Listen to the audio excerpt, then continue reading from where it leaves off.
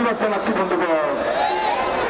তার সাথে আমি সরকারকে আহ্বান করছি, আমাদের যে সমস্যা দাবি বৈষম্য নিরসনে, সকলকে বৈষম্য নিরসনে সংসদ আইন পাস করার মাধ্যমে কোটাকে ন্যূনতম পর্যায়ে নিয়ে আসার সে আহ্বান যেন সরকার আমলে নেয়। এর সাথে আমাদের পরবর্তী কর্মসূচি আমি এখন উপস্থাপন করব।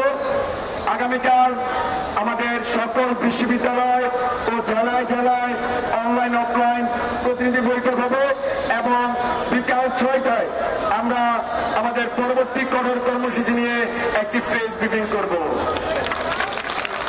ঢাকা বিশ্ববিদ্যালয় কেন্দ্রীয় অফিসের সামনে আমরা একটি প্রেস ব্রিফিং করব।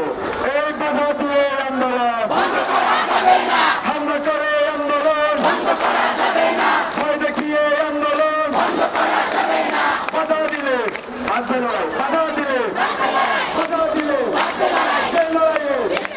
আমরা এখন মিছিলে ক্যাম্পাসে প্রবেশ করবো। শিক্ষক বন্ধুরা আমরা এখন সুন্দরভাবে মিছিলে ক্যাম্পাসে প্রবেশ করবো।